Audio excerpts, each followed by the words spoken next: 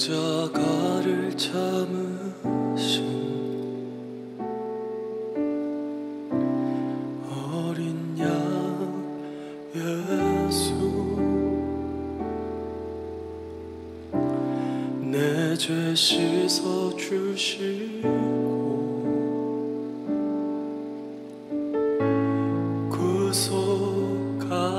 구속하셨네.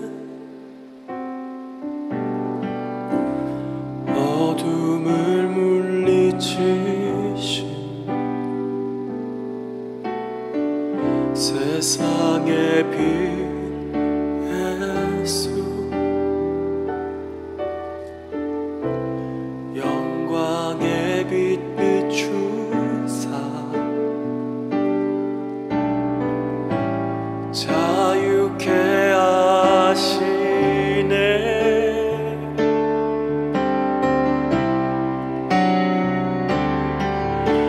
예수 하나님의 완전한 사랑, 예수 하나님의 값없는 은혜, 예수 하나님의 놀라운 지혜, 아름다운 그 이름 예수. 십자가를 참으신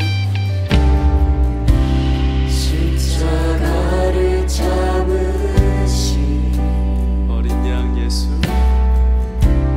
어린 양 예수, 아멘. 내 죄 씻어 주시고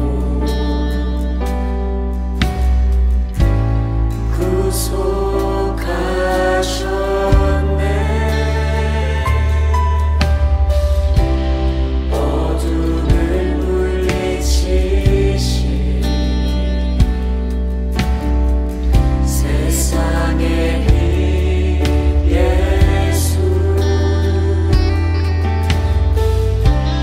영광의 빛 비추사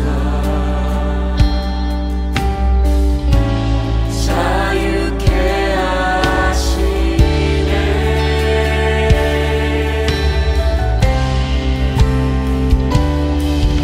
예수 하나님의 완전한 사랑, 예수 하나님의 값없는 은혜, 예수 하나님의 놀라운 지혜, 아름다운 그 이름 예수,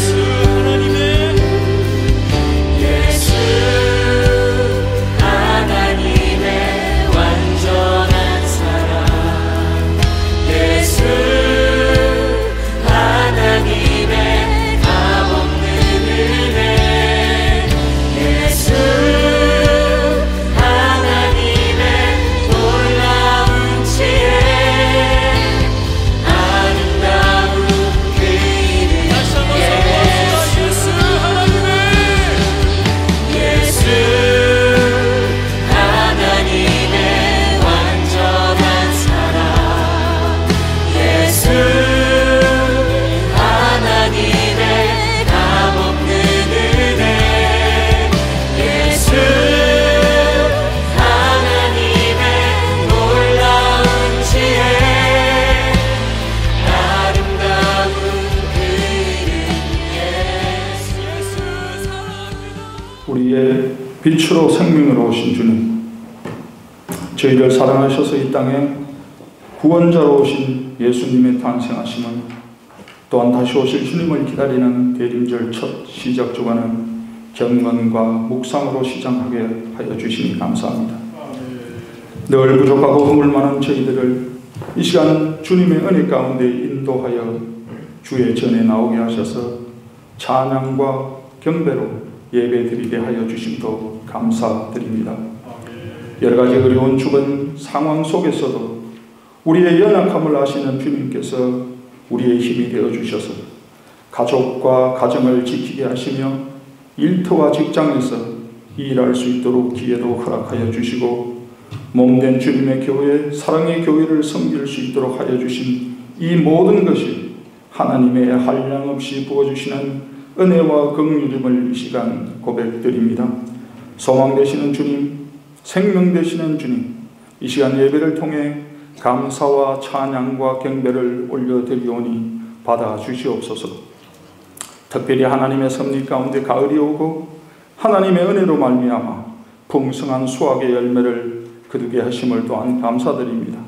특별히 추수감사절 주일을 맞아 흩어져 있던 온 식구가 함께 모여 서로를 위해 기도하고 서로의 모습을 보며 기뻐하며 즐거운 만남의 시간을 통해 하나님께 다 함께 감사의 기도를 드리게 하여 주심도 감사드립니다. 은혜로우신 주님, 주께서 친히 세우신 교회를 위해 기도드립니다.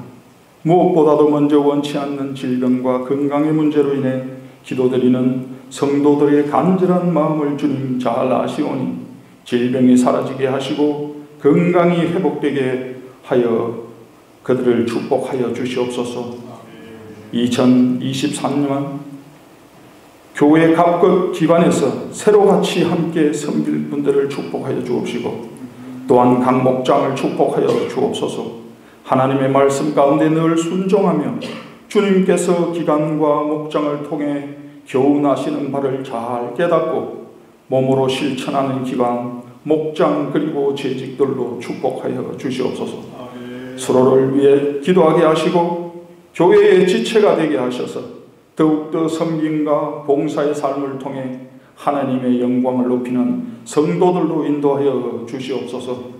사랑의 주님, 이 시간 다른 장소에서 예배드리는 EM, 유스, 우리 어린 자녀들의 기도를 받아 주시옵고 주님의 은혜로 믿음 안에서 건강하게 지혜 있는 자로 잘 성장할 수 있도록 축복하여 주시옵소서. 사랑의 교회가 넘치는 많은 젊은 세대로 인해 하나님의 교회가 더욱더 활기차고 더욱더 건강케 하여 주셔서 젊은 세대들이 저희 사랑의 교회를 통해 하나님을 더욱 사랑하게 하시고 세대와 세대를 이어가는 축복의 통로가 될 수 있도록 인도하여 주시옵소서. 지난 몇 년 동안 힘든 상황 속에서도 기도와 헌신과 물질로 저희 사랑의 교회가 14곳의 선교지를 섬기게 하여 주심을 감사드립니다.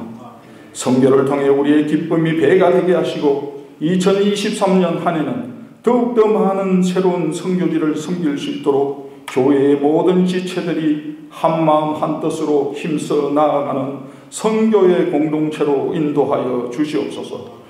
하나님의 영광을 위해 헌신하시는 선교사님들을 기억하여 주옵시고 건강과 가정의 안전을 허락하여 주시고 또한 하나님의 나라와 의를 구할 때 일상의 모든 필요를 넉넉히 채워 주시옵시고 하나님께서 주시는 능력과 지혜로 하나님의 영광을 드러내는 선교사들로 삼아 주시옵소서. 아버지, 전쟁으로 인해 우크라이나의 형제 자매들이 고통 가운데 있습니다. 하루속히 전쟁이 종결되어 살상과 황폐함이 더 이상 없게 하시고 하루속히 평안한 일상의 삶으로 회복될 수 있도록 축복하여 주시옵소서. 11조와 각종 예물을 올려드립니다. 정성을 다하여 드린 손길들을 기억하여 주시옵시고 저희들이 주님을 위해 서면 설수록 빵조각을 떼어줘도 줄지 않는 오병이어의 기적을 경험하는 삶으로 인도하여 주시옵소서. 오늘도 귀한 말씀 전하실 주의 종 박선동 목사님께 하늘의 능력을 입히시고 전하는 진리의 말씀을 통해 우리의 약하고 상한 심령을 강하게 하시고 치유하시는 귀한 말씀의 인도자로 축복하여 주시옵소서. 이 모든 말씀 빛으로 오신 우리 주 예수 그리스도의 이름으로 기도드렸습니다. 아멘. 네, 여러분들 대림절 맞이하여서 정말로 우리 하나님의 은혜의 빗줄기가 우리 모든 삶 가운데 항상 부어주시기를 간절히 바랍니다. 우리 같이 하나님의 말씀 오늘 같이 보겠습니다. 오늘 말씀은요, 에베소서 5장 21절 한 절입니다. 에베소서 5장 21절 한 절이고요. 오늘은 개역개정으로 여러분들과 함께 읽겠습니다. 같이 읽죠. 그리스도를 경외함으로 피차 복종하라. 네, 그리스도를 경외함으로 피차 복종하라. 잠깐 기도할게요. 하나님 아버지 감사합니다. 대림절 첫 번째 주일 주님의 말씀을 우리 함께 받습니다. 오늘도 우리 가운데 들려주시는 주님의 신실하고 또 인자한 음성이 있는 줄을 믿습니다. 각자에게 쏟아부어 주시는 은혜의 빗줄기 우리 모두가 흠뻑 적시는 시간이 되게 하여 주옵소서. 복되고 즐거운 그야말로 말씀 안에서 즐거운 성탄절 이 귀한 모든 시간들 될 수 있도록 또 뿐만 아니라 앞으로 오실 주님을 기다리며 준비하는 우리 모든 성도님들의 아름다운 시간들이 되게 하여 주시옵소서. 예수님 이름으로 기도합니다. 아멘. 자, 오늘부터 우리가 아까도 말씀드렸듯이 대림절 또는 아니면 대감절 이렇게 이름을 붙입니다만은 시작을 하죠. 대림절은 이게 한 4세기경부터 왜 하필 4세기냐? 그 전에는 기독교가 로마의 시시대 때로 박해를 받는 시절이죠. 그러니까 함부로 대놓고 믿음을 갖다가 고백할 수 있는 그런 데가 아니었습니다. 네, AD 4세기부터 이제 기독교가 공인이 되고 또 로마의 국교가 되면서 이제 뭐라 그럴까요? 전체적으로 신앙생활을 자유롭게 할 수 있는 그러한 시기가 되어진 것이죠. 그래서 뭐 부활절도 그렇고 성탄절도 그렇고 사실 초창기에는 이것을 뭐 교회가 마음껏 하기에는 어려운 시기였습니다. 그래서 대림절도요 4세기경부터 이제 동서방 교회가 다 함께 지켜온 절기죠. 그래서 성탄절 앞으로 넉 주 전부터 시작이 되어지는 그러한 절기가 되어집니다.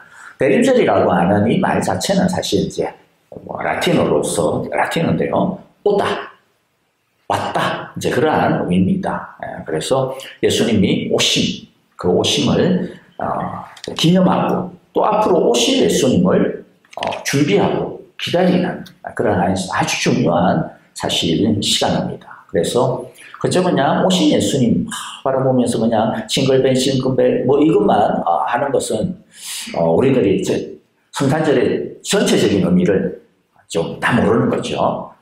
오신 예수님뿐만 아니라 그렇기 때문에 앞으로 오실 예수님이 계신데 그 예수님을 우리가 어떻게 기다릴까? 어떻게 준비할까? 이거 굉장히 이것도 중요한 요점이라고 하는 것을 우리가 잊지 않았으면 좋겠습니다. 대림절은 온 우주의 창조주이신 예수님이 낮고 작은 사람으로 한 아이로 오신 그런 날이죠. 자, 우리가 이렇게 하나님이 신성을 버리시고 사람으로 오신 이것을 우리가 좀 우리 기독교적인 용어로 성육신, 인카네이션 이렇게 이야기를 하죠. 성육신 하셨다. 거룩하신 분이 육신으로 오셨다라는 것이죠. 자, 하나님이 사람이 되셨다라고 하는 그러면 이 성육신의 의미가 뭘까라고 하는 것을 우리가 되새겨보는 것이 우리가 대림절을 시작하는 데 있어서 굉장히 중요한 핵심적인 요소가 아닐까 싶어요.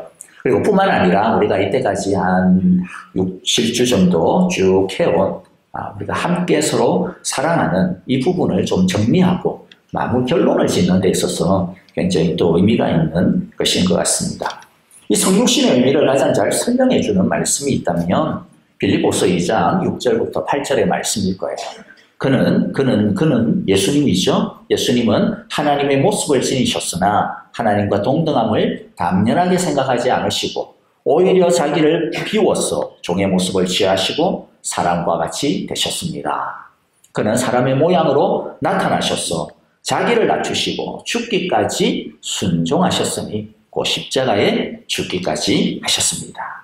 6절에 보면 그는 하나님의 모습을 지니셨다 이야기하는데 자, 이 의미는요 그냥 뭐 하나님의 어떤 모양을 갖고 있었다 그런 뜻이 아니죠. 개역개정에서는 조금 더 선명하게 번역을 잘 해주고 있는데 그는 근본, 원래가 이 말이죠. 원래가 하나님의 본체시나 본체라고 하는 것은 하나님의 본질을 가지고 있다. 하나님이시다 라고 하는 말입니다.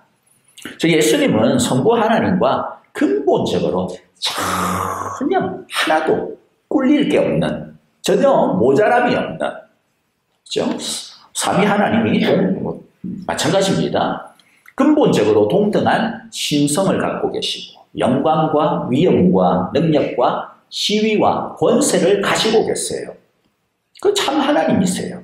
하지만 예수님은 뭐라고 해요? 당연히 자신이 그게 동등한 권리인데도 불구하고 그것을 동등하다고 여기지 않으시고, 누가 뭐라 그랬어가 아니에요. 본인이 자신의 권리를 주장하지 않으셨다라는 것입니다. 오히려 자신이 기꺼이 자신의 신성을 비워내셨다라고 이야기합니다. 죄인들을 구원하기 위한 성부 하나님의 구원의 계획이 있었습니다. 우리 중 누군가가 죄인들을 위하여 사람이 되고 그 죄인들의 죄를 대신하고 대신 죽는 구원 계획이 있었습니다. 그 구원 계획을 예수님께서 즐거운 마음으로, 기꺼운 마음으로 흔쾌히 동의하시고 그 구원 계획을 따라 자신이 죄인의 대표자가 되어 죄인들을 위해 사람이 되고 순종하고, 그리고 죄인들을 대신하여 죄인들의 죄를 짊어지시고 죽기 위하여 오신 날, 그게 바로 대림절이죠. 그러므로 대림절을 통해서는요, 우리들이 이 성육신을 통해 우리가 배워야 되는 첫 번째 정신이 바로 무엇일까요? 스스로 낮아짐, 그리고 복종이라고 하는 원리죠. 그런데 이 낮아짐과 복종의 원리가 누구를 위한 것일까? 물론 1차적으로는 당연히 예수님께서 하나님에 대해서 하셨듯이 우리도 하나님을 향하여 낮아지고 복종해야 됩니다. 그런데 성경은요, 이 낮아짐과 복종의 원리를 하나님을 향해서만 있는 것으로 말씀하지 않아요. 오히려 그 말씀을 우리 서로를 향한 말씀으로 확장시킵니다. 그렇죠? 서로에 대해서 피차 낮아지고 피차 복종해야 한다. 그것이 오늘 우리가 읽었던 에베소서 5장 21절의 말씀입니다. 그리스도를 경외함으로 피차 복종하라. 그리스도를 경외함으로, 세 번역에서는 이 경외한다라고 하는 말을 두려워한다, 그렇게 좀 번역을 했는데요. 여러분은 그리스도를 두려워하는 마음으로, 경외하고 두려워한다라고 하는 것은 뭐 무서워가지고 벌벌 떤다, 그런 뉘앙스가 아닙니다. 높인다라고 하는 의미예요. 우리가 마치 좀 같은 사람인데, 저는 뭐 대통령을 한 번도 본 적이 없지만은 이때까지 살면서 여러분도 혹시 뭐 본 적 있습니까? 막수라도. 근데 왜 우리 집에 대통령 시계가 있는지 모르겠어요. 한 번도 본 적이 없는데 대통령 시계는 있더라고요. 자, 여러분들 만약 대통령이라고 하는 사람 앞에 우리가 선다면 어떻겠어요? 아마 이 마음이 나올 거예요. 사람인데도 희한하죠. 어떤 그 권위, 지위가 가지고 있는 힘과 무게가 있는 것 같아요. 뭔가 조심스러워요. 괜히 고개가 이렇게 숙여져요. 그게 뭐 그 사람이 아주 못났어가 아니라 어떻게 보면 그 사람에 대한 존경의 마음이겠죠. 이게 바로 경외하고 두려워하는 겁니다. 높이는 거죠. 저기 뭐라고 말씀합니까? 너희가 진정으로 예수님을 두려워한다면, 경외한다면, 높인다면, 예수님을 자신의 주로 섬기고 높인다면 예수님처럼 너희도 자기만 주장하지 말고 예수님이 하셨던 것처럼 동등하지만, 성부에 대해서 동등하지만, 그러나 그 동등함을 비워서, 그렇죠? 피차 복종하셨던 것처럼 너희도 서로에 대하여 피차 복종하는 것이 마땅하다라는 것이죠. 그래서 이 말씀은 우리가 피차 복종해야 한다라고 하는 것을 말씀하실 뿐만 아니라 우리가 어떻게 서로 순종해야 되는지에 대한 원리를 가르쳐 주기도 합니다. 우리가 어떻게 서로 순종해야 합니까? 서로가 한 권위, 예수님을 경외하는, 그렇죠? 우리가 항상 많이 이야기했었죠. 예수님께 집중함으로, 예수님을 중심으로 둠으로 가능합니다. 예수 그리스도라고 하는 한 권위에 순종하고 집중할 때 우리는 서로 순종할 수가 있습니다. 우리 서로 참 다르잖아요. 그렇죠? 각자의 입장도 다 달라요. 하지만 서로 다 다른데 같은 게 딱 하나가 있어요. 그게 뭡니까? 우리가 믿는 바가 같습니다. 우리가 믿는 그분이 동일합니다. 각자의 하나님인 예수님은 동일하십니다. 각자의 하나님인 예수님을 우리가 같은 마음으로 경외하기 때문에 우리가 참 다른데도 불구하고 그 같은 한 분, 우리가 사랑하고 경외하는 그 한 분 예수님 때문에 우리가 한 마음으로 서로에 대하여서 복종할 수 있다라고 하는 것이지요. 자, 여러분들 그러면 이제 우리가 복종이라고 하는 이 말을 좀 우리가 함께 좀 생각을 해보기를 원해요. 복종한다는 말이 좀 혹시 거북합니까? 좀 거북하긴 하죠. 누구한테 왜 복종해야 되지? 순종해야 되지? 자, 그러면 성경에 있는 말씀을 가지고 좀 바꿔볼게요. 로마서 12장 10절에 보면 이렇게 말씀합니다.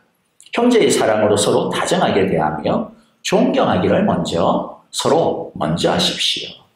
복종은 다른 말로 하면 존중하고 존경하는 겁니다. 자, 그래서 우리 존경하는 걸로 좀 생각을 해봐요. 자, 그러면 우리는 어떻게 형제에게 복종하며 또 존경할 수 있을까? 두 가지만 안에 들어가 보면 세 가지가 될 텐데 하여튼 두 가지로 크게 좀 생각을 해보죠. 먼저 우리는요, 첫 번째는 서로 섬김으로 우리는 복종합니다. 예수님은 자신의 성육신의 이유를 이렇게 말씀하셨어요. 마태복음 20장 28절에 보면 인자는 섬김을 받으러 온 것이 아니라 섬기러 왔으며 많은 사람을 위하여 자기 목숨을 몸값으로 치러주려고 왔다. 자, 이런 말씀이 있죠. 예수님이 성육신하신, 낮아지신, 복종하신 그 이유가 뭐라는 것이에요? 섬김을 받으러 온 것이 아니라 섬기러 왔다. 많은 사람을 위하여 나의 자신의 목숨을 몸값으로 치러주려고 왔다. 자, 이 마태복음의 말씀 앞에 어떤 내용들이 나오느냐면 제자들이 서로 높은 자리를 차지하겠다고 서로 막 다투는 장면이 나옵니다. 싸우는 장면이 나와요. 예수님은 그런 제자들을 불러다 놓고 다 이럽니다. 너희는 참으로 특별한 공동체인데 특별한 공동체는 어떻게 살아야 되는지, 어떻게 서로 관계를 맺어야 되는지를 말씀하세요. 자, 먼저 특별하지 않은 이 세상의 모습부터 이야기를 합니다.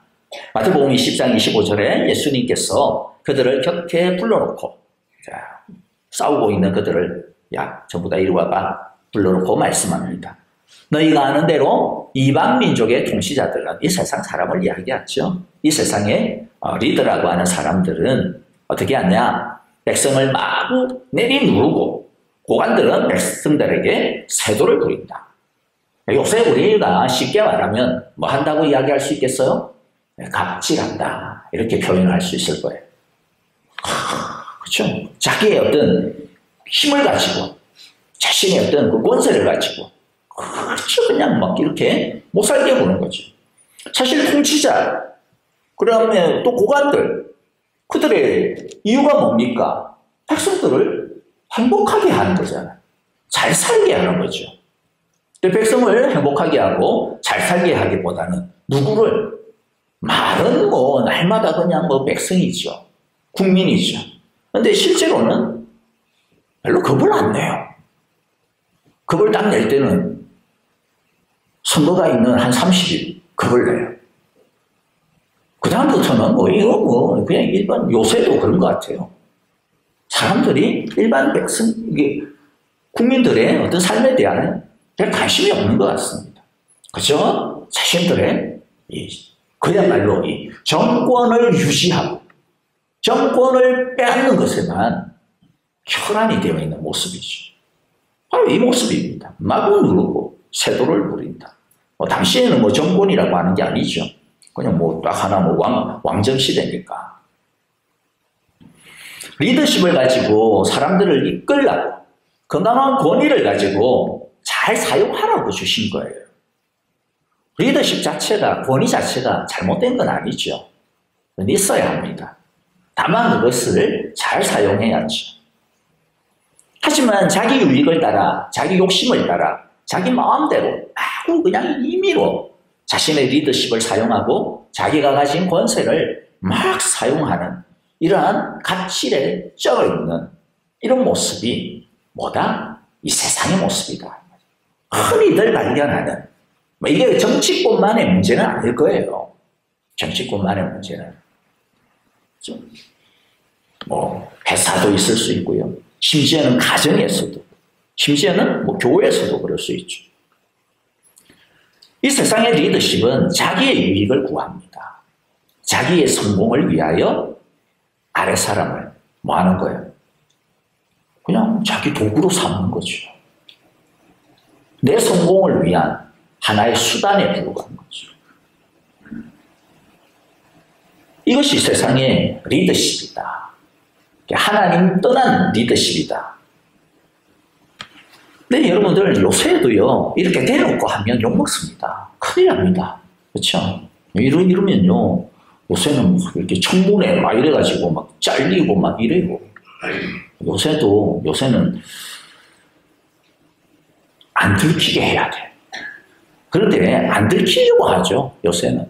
안 하려고 안 합니다. 안 들키면 땡이다. 이렇게만 생각하는 것 같아요. 근데 26절, 27절에서 예수님은 뭐라고 말씀합니까? 너희는 이제 그런 공동체가 아니라는 거예요. 그렇기 때문에 절대로 이렇게 하면 안 된다라고 이야기하죠. 그러나 너희끼리는 그렇게 해서는 안 된다. 너희 가운데서 위대하게 되고자 하는 사람은 누구든지 너희를 섬기는 사람이 되어야 하고 너희 가운데서 으뜸이 되고자 하는 사람은 너희의 종이 되어야 한다. 너희는 그렇게 해서는 안 된다. 너희가 누굽니까? 하나님을 믿는 우리를 이야기하지. 하나님의 공동체, 교회를 이야기할 수도 있겠고요. 근데 여러분 이게 교회만을 이야기하는 것은 아닙니다. 사실 우리 모두를 한 사람 한 사람을 이야기하는 거예요. 자, 그러고 나서 예수님은 세상 공동체와는 거꾸로 되어야 된다는 거죠. 핵심이 뭐예요? 맨 꼭대기에 올라가고 싶어? 그러면 종이 되어야 돼. 섬기는 사람이 되어야 돼. 라고 이야기하고 있습니다. 그러면서 마지막 28절 뭐라고 말씀하셨습니까? 아까 읽었죠? 인자는 섬김을 받으러 온 것이 아니라 섬기러 왔다. 왜 그렇게 돼야 되냐? 너희들이 나를 두려워한다며 내가 어떻게 했는지를 봐야지. 내가 어떻게 했는지를 배워야지. 그게 두려워하는 거고 그게 경외하는 거잖아. 예수님은 어떻게 해요? 하나님이시지만 섬기러 오셨다라고 이야기하고 있습니다. 그러니까 사실 목사인 저를 비시하여서 우리 교회에 있는 리더들은 다른 사람들에게 권세를 부리고 마음대로 마구 행하는 사람이 아니라 다른 사람을 섬기기 위해서 예수님처럼 낮아지고 희생해야 됨을 말씀하고 있는 것이죠. 여러분 섬기는 것이 무엇일까요? 섬기는 리더 이러면 어떤 그림이 그려지세요? 섬기는 리더 이러면 사람들은 자꾸만 화장실 청소하는 걸 생각을 하는 것 같아요. 그렇죠? 목사님이 먼저 화장실 청소해야 되는데, 목사님이 먼저 뭐 이렇게 뭐 마당 쓸어야 되는데, 맞아요. 그것도 맞죠. 뭐 설거지 먼저 하는 것도 맞아요. 그런데 리더가 맨날 화장실에 갔으면 앉아있고 그러면 어떻게 되겠어? 리더가 맨날 부엌에만 가있고 그러면 진짜 해야 되는 게 못하지 않겠어요? 근데 어떤 교회는 보면 그게 섬김이라고 생각을 하는 것 같아요. 그래서 맨날 그것만 원하다 보면 결국에는 어떻게 될까요? 다른 걸 못하는 거죠. 원하는 걸 해줘야지 어떡하겠어요. 근데 여러분들 섬김은 그런 것만이 아니죠. 진짜 섬김은 뭘까? 예수님이 진짜 섬김, 정말로 십자가에 죽으시고 그렇게 하심으로 말미암아 그 섬김의 목적이 무엇이었습니까? 섬김의 모양이 어떻든지 간에 중요한 것은 같은 동일한 뭔가가 나타나거든요. 요한복음 10장 10절에 보면 이렇게 말씀합니다. 내가 온 것은 양으로 생명을 얻게 하고 더 풍성히 얻게 하려는 것이다. 내가 와서 낮아지고 섬기고 죽기까지 희생한 것. 그 이유가 뭐라는 겁니까? 살리는 것. 또 뿐만 아니라 더 풍성하게 하는 것이죠.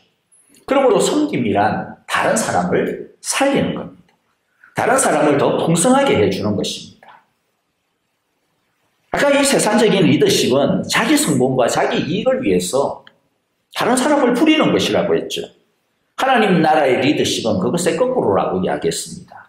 자기 이익이 아니라 다른 사람의 이익을 위해서, 자기 성공이 아니라 다른 사람의 성공을 위해서, 자기의 풍성함만이 아니라 다른 사람의 풍성함을 위해서 힘을 다하는 것, 이게 바로 섬김입니다.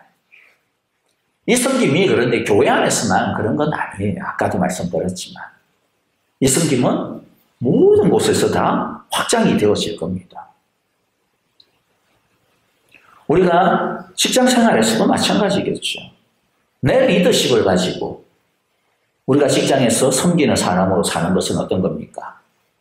직장에서 내가 누구보다도 빨리 승진하고 누구보다도 빨리 많은 것들을 얻어내고 거기에만 혈안이 되어 있는 것이 아니라 내 리더십을 가지고 내 옆에 있는 내 동료를 어떻게 하면 말씀대로 하면 뭐예요? 어떻게 하면 살려줄까? 어떻게 하면 같이 풍성해질까? 이거죠. 사업을 할 때도 마찬가지죠. 하나님께서 사업을 통해서 나를 대표의 자리로 세웠다면 하나님께서 원하시는 건 바로 이거 아니겠습니까? 피차 복종해, 피차 섬겨. 어떻게? 예수님께서 자신의 목숨을, 자신의 생명을 다해서 우리를 살리고 남을 풍성하게 한 것처럼 내 회사고 내가 많은 이익을 얻는 것 중요하지만 더불어서 나와 함께하고 있는 내 동료들, 내 직원들, 내 클라이언트들 그 사람들을 어떻게 함께 살려줄 수 있을까? 어떻게 같이 더 풍성해질 수 있을까? 나만 성공하기 위해서 그 사람들은 뭐 손해받든 말든 그럼 내 거는 다 챙기는, 일절 하나까지 다 챙기는 그게 정확하니까 그게 아니라 함께 그야말로 이 세상에서 이야기하는 윈윈이잖아요. 그렇게 하는 것이 뭘까? 그게 바로 우리가 이 세상 가운데서 예수님이 성육신을 통하여 우리 가운데 오신 섬김의 모습을 이루는 것이 아닐까라는 생각이 되었습니다. 정말 여러분들이 우리 모두 그러한 섬김의 아름다운 모양들을 이루어가기를 원합니다. 여러분, 앞으로 교회에서도 마찬가지죠. 우리 교회도. 뭐 내년에도 또는 아니면 그 이후에도 계속해서 교회를 섬기는 리더십들은 세워져야 됩니다. 우리가 리더를 선출할 때도 이 섬김의 원리대로 리더를 세우면 아무 문제가 없을 것 같아요. 물론 뭐 완전하지 않습니다. 누가 완벽하겠습니까? 하지만 더 낮아지려고 애쓰고 더 많은 시간과 에너지와 재물을 다른 사람과 함께 나누려고 그 마음을 가지고 애를 쓰고 그러한 사람들이 자연스럽게 리더가 되어지는 그러한 문화가 생겨난다면 우리 교회는 앞으로도 더욱더 건강하고 하나님이 기뻐하시고 세상 사람들에게 박수받고 공동체가 더욱더 축복을 누리는 우리가 되어질 줄을 믿어요. 목에 너무 힘이 들어가 있는 사람. 말은 잘하는데 정작 보면 찾기가 어려운 사람. 열심은 많지만은 자기 주장과 고집으로 피차 함께 즐거워하는 것이 어려운 사람. 직분을 벼슬로 알고 자리로 생각하는 사람. 그런 사람은 아무리 아쉬워도 공동체를 위해서나 특별히 그 사람을 위해서나 준비된 후에 리더십을 갖게 되는 것이 훨씬 더 복된 일일 거예요. 여러분, 성경적인 공동체가 되기 위한 첫 번째는 예수님처럼 우리가 섬김으로 복종하는 것임을 우리 기억합시다. 둘째는요, 용서하고 용납함으로 서로 복종합니다. 아까 로마서 12장 10절에서 복종은 존경하는 것이라고 배웠습니다. 존경은 상대방을 존중해주고 인정해주고 배려하는 것이죠. 우리는 서로 다른 점이 참 많습니다. 한 배에서 고통하면서 낳은 자식들마저도 같은 핏줄마저도 얼마나 다릅니까? 이렇게 사람들은 서로 많이 다른데 근데 이 다른 사람들이 서로 가까워지려고 하니까 참 불편해지는 것들도 많은 것 같아요. 그런데 보면요, 또 보면 이 불편한 것을 뭐 항상 나쁜 것만은 아닌 것 같아요. 불편함이 나쁜 것만은 아닌 것 같아요. 하나님께서는 골로새서 3장 13절에 보면 이렇게 말씀하거든요. 누가 누구에게 불평할 일이 있거든 서로 용납하여 주고 서로 용서하여 주십시오. 주님께서 여러분을 용서하신 것과 같이 여러분도 서로 용서하십시오. 불편한 것이 있는데 근데 그 속에서 하나님이 보실 때 뭐예요?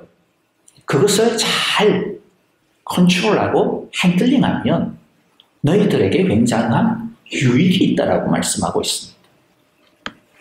두 가지를 이야기하죠. 용서와 용납. 근데 뭐 용서에 대해서는 우리가 지난번에 이야기했기 때문에 오늘 여기서 용서를 따로 다루지는 않습니다.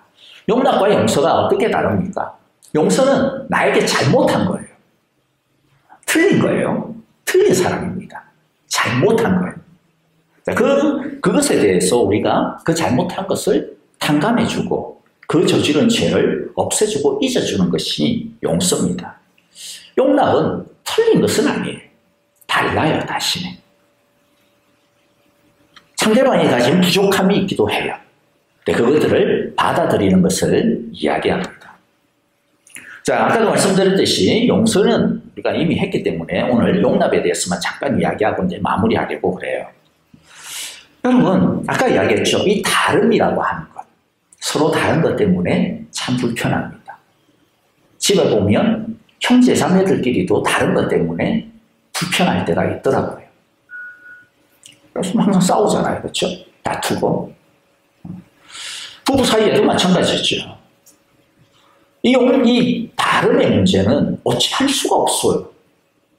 하나님께서 그렇게 만든 걸 어떡하겠어요? 결국에는 이 다름을 성경은 뭐라 그래요? 받아들여야 된다라고 이야기합니다. 그게 용납입니다. 다름과 함께 살아야 된다라는 것이죠. 미안한 말씀이지만 저를 보더라도 마찬가지인 것 같아요. 마음의 그릇이 좁은 사람일수록 용납을 잘 못합니다. 아직 성숙하지 못한 사람일수록 용납하기가 어렵습니다. 그러나 믿음이 성숙하고 마음이 점점 커지면 자기와 다른 사람을 조금씩 품기 시작을 하는 것 같아요. 공동체가 원활하게 움직이기 위해서 이 용서와 함께 용납이 필요해요. 부부 사이에서도 그렇지 않습니까? 보통 보면 남녀가 서로 다른 점 때문에 어떤 경우에는 아주 싫어하는 경우도 있어요. 어떻게 저런 인간이가 있나? 막 이러면서 막 학을 떼는 그런 경우도 있지만은 또 보면 의외로 다른 것 때문에 끌리는 경우들도 있더라고요. 와, 쟤는 희한하네. 어떻게 저렇지? 다른 점 때문에 호기심이 생겨요. 그리고 호기심이 굉장히 신선하게, 그게 함정인 줄 모르고 그걸 굉장히 신선하게 여겨요. 그리고 매력으로 느끼기 시작을. 그래서 결혼까지 하는 경우도 있습니다. 많은 경우 자기랑 딱 맞았어 라기보다는 오히려 이 신선한 이 충격 때문에 더 좋아하는 것이 더 많지 않을까 싶어요. 근데 결혼을 하고 나면 그렇게 호기심이 많아 보이고 그렇게 신선해 보이고 그렇게 매력적으로 보였던 게 이제는 어떻게 됩니까? 매가 됩니다. 너무나도 힘들게 하죠. 고통스럽습니다. 매력으로 느꼈던 그 부분이 그 달랐던 부분 때문에 괴롭기 시작을 합니다. 그 정도가 되면 다름이 다른 것이 아니라 아주 틀렸다라고 생각이 되어질 정도가 되어지죠. 그래서 우리들은 나중에 다름과 틀림이 헷갈려버려요. 분명히 이거는 그냥 다른 건데도 니 틀렸어. 너 그렇게 하면 안 돼. 어떻게 너는 살았길래 도대체 그렇게 사냐. 막 이제 이러면서 막 그 사람은 이제 막 정죄를 하죠. 결국에 목소리 크고 그 다음에 심장이 마음이 독한 사람이 이깁니다. 여러분들 근데 그 다름을 어떻게 해야 됩니까? 묻힐 수가 없어요. 저도 제 아내랑 참 많이 힘들었어요. 근데 제 아내가 하다 안 돼가지고 한마디 딱 하더라. 하나님이 나를 이렇게 지었는데 네가 뭔데? 그 말이 좀 이렇게 정신을 좀 차리겠어요. 하나님이 사람을 이렇게 지었는데 내가 뭐라고 너 이러면 안 돼. 너 그렇게 살면 안 돼. 너 그렇게 행동하면 안 돼. 내가 왜 그렇게 이야기할까? 하나님도 이야기 안 하는데. 그래서 그렇게 생각이 되니까 조금이 아니고 많이 미안했어요. 내가 하나님 노릇했구나, 그때까지. 여러분, 다름은 우리들이 그냥 그렇게 생겨먹은 것으로 생각하세요. 그렇게 태어난 것으로 생각하시고 하나님이 그렇게 만드신 것으로 인정해야 됩니다. 하나님이 그렇게 지으셨는데 그 사람이라고 뭐 어떡하겠어요. 본인도 바꾸려고 애쓰는데 잘 안 되잖아요. 그렇게 인정해 주어야 되죠. 오히려 그것을 가지고 싸워봐야 감정만 더 상할 것 같아요. 인정하고 받아들여야 됩니다. 더 나아가서는 이렇게까지 하면 더 좋은 것 같아요. 축하하고 또 다르기 때문에 더 풍성한 경험이 나에게도 있을 수 있겠구나라고 생각하는 것이죠. 용납하지 않으면 끊임없이 우리는 싸울 수밖에 없습니다. 아이를 키울 때도 마찬가지 아닙니까? 그렇죠? 여러분들, 내 아이지만은 아이도 나랑 너무나 다를 때가 있습니다. 그렇죠? 근데 우리는 부모가 미성숙할 때는 그걸 미처 알아채리지를 못하는 것 같아요. 우리 욕심 때문에. 이렇게 하는 게 더 좋은 거야. 라고 하는, 물론 부모의 선한 의도예요. 누가 자식을 갖다 괴롭히겠습니까? 선한 의도지. 이때까지 살아보니까 자신의 삶의 경험에서 이렇게 하는 것이 정말로 좋다라고 생각하니까 우리가 자녀들에게 그와 같은 것들을 권면하고 때로는 요구하고 때로는 강압하기도 합니다. 그런데 아이의 다른 면을 우리들이 알아차려야 되는데 이 아이는 나랑 다르다라고 하는 것을 알아야 되는데 이 큰아이는 둘째하고도 또 다르다라고 하는 것도 알아야 되는데 둘째는 셋째하고도 또 다르다라고 하는 것을 알아야 되는데 우리는 너무 쉽게 생각을 할 때가 많은 것 같아요. 그 아이의 다른 면을 용납하기보다는 불편해하고 거북해하고 이렇게 살면 안 되는데 쟤 저런 거 가지고 살면 큰일 나는데 내 방식대로 내가 살아왔던 기준대로 우리들이 아이에게 그렇게 강요할 때가 얼마나 많습니까? 결국에는 아이가 상처를 줘요. 아이의 다른 점을 인정하고 용납해주고 축복해주고 그 독특성을 살려주어야 됩니다. 그러려면 부모가 바빠야죠. 부모가 정말로 공부 많이 해야 되겠지. 아이를 많이 배워야 되고 그 아이에게 맞는 것을 진짜 찾아야 돼요. 근데 우리가 귀찮았었던 때는 아이의 그 다름을 배우려고 하지 않을 때도 있는 것 같아요. 그냥 이렇게 해왔던 방식대로. 용납은 공동체의 삶에 있어서도 특히나 중요합니다. 특별히요. 어떤 부분이냐면 공동체에는 나와 다를 뿐만 아니라 부족한 사람들도 있습니다. 부족한 사람들. 여기에서 부족하다라고 하는 것은 많은 면에 있었어요. 꼭 어떤 지능만을 이야기하지 않아요. 내가 생각할 때 저 사람 성격이 부족한데 내가 생각할 때 저 사람의 학식이 지적인 능력이 부족한 것 같아. 이해력이 떨어지는 것 같아. 내가 생각할 때 저 사람의 경험은 말재주는 부족한 것 같아. 내가 생각할 때 저 사람의 재능은 재력은 부족한 것 같아. 내가 생각할 때 저 사람의 생김새는 부족한 것 같아. 내가 생각할 때 저 사람의 신앙의 경력은 부족한 것 같아.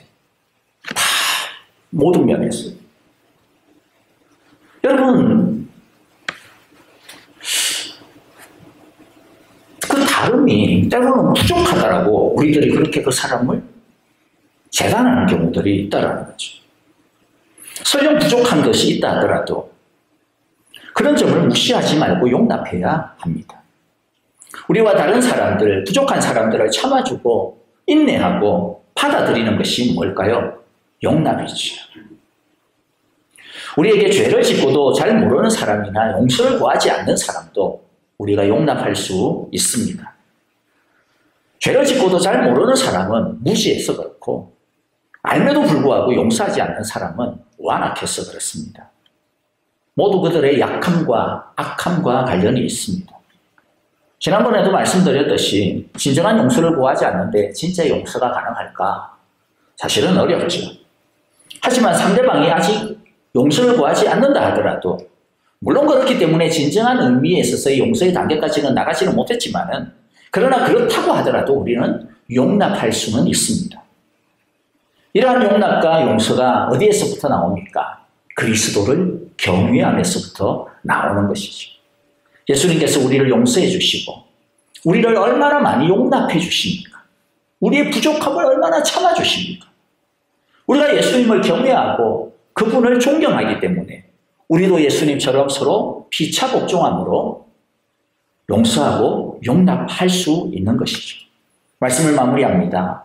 대림절에 자신의 하나님 되심을 주장하지 아니하고 기꺼이 자신을 비우고 낮추시어서 하나님의 뜻에 복종하시고 사람이 되신 예수님의 섬김과 복종을 우리 함께 배우고 닮아가는 그러한 시절이 되었으면 좋겠습니다.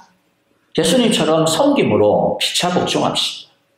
예수님처럼 용서하고 용납함으로 피차 복종합시다. 우리를 참아주시고 받아주신 예수님을 바라볼 때, 예수님의 사랑 안에 거할 때에 성령님께서 우리에게 섬기고 용서하고 용납할 수 있는 힘을 공급해 주실 것입니다. 이 귀한 대림절에 우리 예수님을 경외함으로 피차 섬김과 용서와 용납함으로 피차 복종함으로써요, 우리가 속해 있는 우리의 삶의 현장들과 특별히 우리 사랑의 교회가 예수님의 사랑으로 더 아름다워지게 되기를 간절히 기도하고 축복합니다. 하나님 아버지 감사합니다. 이 귀한 대림절 우리를 위하여 기꺼이 하나님 되심을 버리시고 사람이 되어주시고 우리의 죄를 대신 지시고 십자가 지기 위하여 오신 그 주님의 낮아짐과 섬김과 하나님의 뜻에 온전히 복종함을 오늘도 말씀을 통하여 우리에게 가르쳐 주시고 우리로 하여금 그 말씀 안에서 주님을 닮아가게 하시니 감사합니다. 하나님 아버지, 참 우리가 얼마나 이기적인지 모릅니다. 우리가 얼마나 자기중심적인지 모릅니다. 하나님 우리의 연약함을 긍휼히 여기시고 이 시간 대림절의 주님의 그 마음을 우리들이 보고 배우고 따르게 하여 주옵소서. 예수님처럼 서로 피차 섬김으로 복종하고 용서와 용납함으로 복종함으로 우리가 살아가는 모든 삶의 공간과 그 삶의 현장들이 아름다운 주님의 향기로 가득 차게 하여 주옵소서. 예수님 이름으로 기도합니다. 아멘. 이제는 우리 주 예수 그리스도의 크신 은혜와 하나님 아버지의 귀하신 사랑하심과 성령님의 인도하시며 우리와 늘 함께하여 주시는 그 교통하심이 이제 우리를 위하여 하나님의 동등함을 버리시고 자신을 비워 낮고 천한 사람으로 오신 겸손과 복종의 예수님을 우리 본받아서 피차서로 섬김으로 복종하고 피차서로 존경함으로 복종하며 피차서로 용서와 용납함으로 복종하기로 그리하여 그리스도의 아름다운 삶을 우리의 삶 속에서 나타나며 향기로 품어내기로 이 시간 기도하고 결단하는 우리 사랑의 교회 온 교우들과 하나님께서 우리에게 주신 귀한 가정과 자녀들, 우리의 모든 믿음의 걸음들 위에, 생업과 일터 위에, 우리의 모든 만남들 위에 이제로부터 영원토록 함께 계시기를 축원하옵나이다.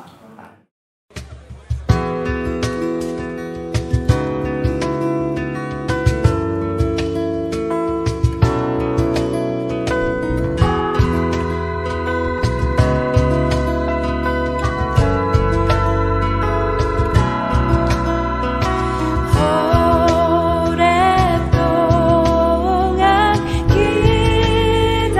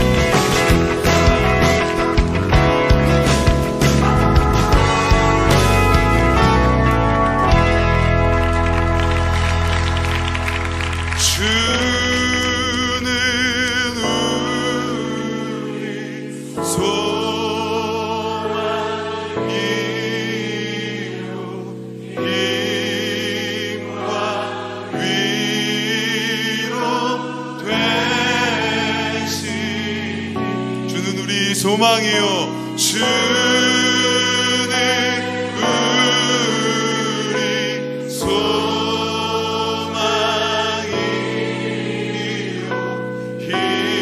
힘과 위로 되시니 오래 기다리던